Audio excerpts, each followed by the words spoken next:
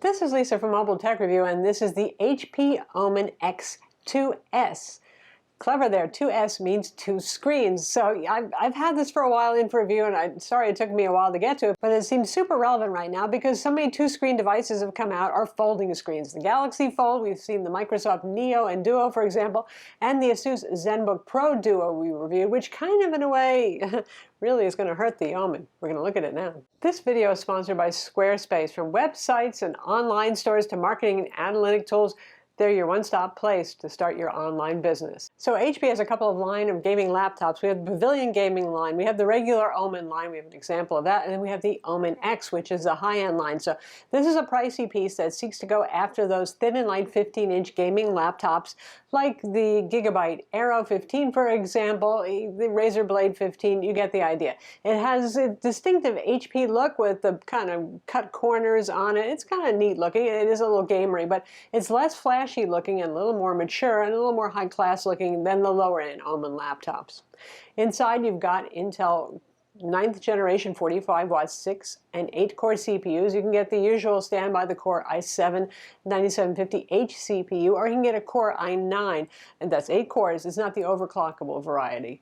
It has two M.2 SSD drive bays, and it has 2 RAM slots inside. So DDR4 RAM, 2666 megahertz. You can even get XMP RAM up to 3200 megahertz if you want to do that with this laptop. It's not cheap either. Starts around $1,900. Currently there's a little sale going on in HP, but there almost always is a sale going on HP.com. If it isn't one now, just wait a week and there will be one. So that one gets you 16 gigs of RAM and a 256 gig SSD, a Core i7 and NVIDIA RTX 2070 Max-Q graphics card, and the full HD 144 Hz refresh display, which is IPS, matte, and non-touch. Not too bad. You can easily go over $2,000 if you want to get that nice 4K display option, which is a 60 Hz refresh display, for example, if you want the Core i9, if you want the RTX 2080. If you really go to town, you can exceed $3,000. You can approach $4,000 by going with 2 terabytes of storage, 32 gigs of RAM, the 4K display, and the RTX 2080 Max-Q. If you want that 4K display, it's about $230 more for about $160 more or so. You can go to a 240 Hz IPS display. So for those of you who play games like Overwatch, where it actually is possible to see frame rates go that high on high settings with this kind of hardware, it's a possibility. If you're playing more demanding games or you're not playing kind of those Battle Royale sort of games that are high frame rate games, then you probably don't need the 240 Hz. Another neat thing here for enthusiasts is this is actually, instead of your standard cheesy thermal paste that you get with laptops, they went with Thermal Grizzly Conductanaut. That's liquid metal. At the factory, it's been liquid metal for you, so that's the ultimate in cooling right now. Really good contact with the heatsink, for example. There's some pretty beefy heat pipes in there, and the cooling plates for the heatsink area are also pretty darn beefy on it. So I applaud them for doing that. So yes, core temperatures on this will still run high because it's a 15-inch thin and light laptop, less than an inch thick, about 20 millimeters. And if you're pushing it on high to ultra settings in games, you'll see certainly the core temperatures go into the 80s and the 90s. But the nice thing is you don't see all cores throttling, which almost always is the case when you put this kind of high-end hardware into a thin and light laptop. You'll see 1 or 2 cores actually reach the point of thermal throttling instead of all of them. Because this is meant for out-and-out gamers and not for folks who want to use this for everyday productivity on the side, this is G-Sync. So that means dedicated graphics all the time. No NVIDIA Optimus, no hardware switching via a switch to integrated graphics. It's just dedicated graphics. So that means battery life is not going to be good. Even HP and PC manufacturers tend to make wild claims. It says somewhere between 2 3/4 and 3 hours of use, say, if you're streaming a Netflix video. It comes with a 230 watt power adapter that's about the same size as others. It's a little bit longer in footprint, but a little bit thinner than other 230 watt adapters. It's HP's usual styling kind of, curvy sided thing. It looks like a chocolate bar or something. Thanks again to our sponsor, Squarespace. Let's talk about you SMB folks. You're going to start your business online. Maybe you need an online store as well. They not only have appropriate templates that are very attractive, but they're responsive, which means they're mobile ready, and they have analytics, and they even have marketing tools too. Head to squarespace.com for a free trial, and when you're ready to launch, go to squarespace.com/MobileTechReview to save 10% on your first domain or hosting purchase. And now back to our review. HP claims that this is easy upgrades. You unscrew the Torx screws on the bottom, Torx T5, and there are not a lot of them. Pop off the bottom panel to get to your two M.2 SSD bays, your two RAM slots, of course, access to the battery. But it's really hard to get the bottom panel off, such that I gave up because I was starting to scratch the black paint off of the aluminum on this. They should have used probably more screws. Instead, they have a lot of tight plastic clips and almost an interference fit. I didn't want to take it apart and damage the laptop. However, HP did provide us a picture of the internals so you can see what it looks like for yourself. On a gaming laptop, that kind of is a ding, especially for a high-end enthusiast laptop. But let's talk about the really different and interesting thing here in a sea of gaming laptops in the 15-inch size, thin and light, that all have similar specs. They decided to add a second screen. So why did they do this? ASUS has been doing this with their ZenBooks for a while now.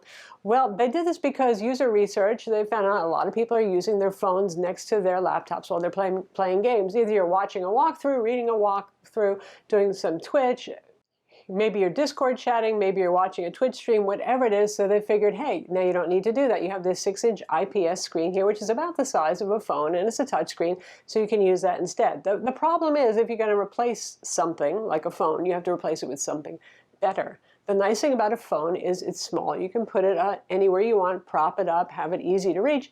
This is a little bit of a reach over the keyboard and the trackpad area. The angle's not ideal, but the viewing angles on this display are really very good, and it's a vibrant, sharp, high contrast display. In fact, it's so good it actually kind of puts our 144 Hertz display to shame. Opposite problem that the ZenBook Pro Duo has. Interesting then. So I don't feel like it's doing anything really that useful. Oh well. There's also a big glossy strip across the top above the keyboard and the trackpad, much like the ZenBook Pro Duo, but the ZenBook Pro Duo, they use that entire space for a second 4K width display, so that's a much better use of the space. But not here. There are no custom apps per se for the second screen. Like ASUS has a bunch of little apps. You know, a lot of the time those aren't the most useful things anyway, so I don't care. The little display is treated as a second monitor in Windows, so it's highly compatible with whatever you want to run, but there are dedicated buttons for switching the windows back and forth, turning the display off if you want, adjusting the brightness, or launch a number pad on the second screen. It doesn't have the neat ASUS trick of turning the trackpad into a backlit number pad, though. Also, they have a little trick where you can do sort of like a screen snipping of your main display. So say you're playing a game that has a mini map. You can just snip that and then put that in the lower display. And that's the closest to a really useful, something you obviously couldn't do with your phone sort of thing. So speaking of that keyboard and trackpad, much like the ASUS ROG Zephyrus and a couple of other gaming laptops that shifted the keyboard and the trackpad down to give more cooling room for the components up top, because that's where your CPU, your GPU, and your fans are. Well, this one has the keyboard down below too, so you have to deal with that edge kind of typing thing there. They give you a rubber wrist rest. It doesn't bother me so much because I have good wrist angle when I type, but a lot of people drop their wrist down. It might be uncomfortable. Obviously, if you're right-handed, that small trackpad on the right side is great. If you're left-handed, not so much. I do like the responsiveness of the trackpad, though. I find it a little bit better than what ASUS has done with their Microsoft Precision trackpad. In terms of heat to the touch and not core temperatures, it doesn't really get that hot. The area where the second screen is does get pretty darn warm. It's not like the ZenBook Pro Duo that stays magically chill there, but it's not burning hot either. And noise on this, even when set to the Omen Command Center performance mode, really wasn't that bad. I mean, they could have ramped up the fans more, honestly. You can set it to max fans if you want and improve the core temperatures even more, but this is not a particularly loud gaming laptop, even when playing AAA titles on high and ultra settings, which we did. Speaking of that Omen Command Center, it's actually a pretty good piece of software. You can use it to do the zone programmable keyboard backlighting your lid, performance parameters, and when it runs in the second screen, which is the default application that launches in the second screen, you can always see your CPU temperature, your GPU temperature, how much RAM you're using, that sort of stuff. That's pretty cool. And the Omen Command Center also controls their peripherals. In fact, even if you don't have an HP branded gaming laptop, but you buy some Omen peripherals, you can install Omen Command Center to do that. In fact, HP sent us their Outpost gaming mouse pad kind of setup. It's a big LED lit thing. It's also a Qi charger for your phone. That's pretty darn cool. And then there's the Photon gaming mouse, which feels pretty nice, and it's omni-handed too. Yay that. And of course, if you really don't like that keyboard experience shifted forward to the edge when you're at home with it, which you probably will be most of the time since it needs to be plugged in given the battery life, well, you can have some of their nice RGB backlit keyboards too. So that's the HP Omen X2S, the two-screen high-end gaming laptop from HP. And, you know, I think that the second screen would have rolled with a lot more impressiveness if it wasn't for the Asus ZenBook Pro Duo. Granted, that is more for pro apps use, and it has an RTX 2060, not the 2070 and 2080 Max Q that this one has. But yeah, it's kind of like solving a problem that nobody had, I feel like. Other than that, I'm so happy that they use liquid metal for thermal pasting on this thing, and the temperatures on this in terms of core temperatures are pretty darn good for something this thin and light. It's nice looking. It does say gamer, but in an understated way. I'm Lisa from Mobile Tech Review. Be sure to subscribe to our YouTube channel for more cool tech videos and hit that notification bell so you know about them.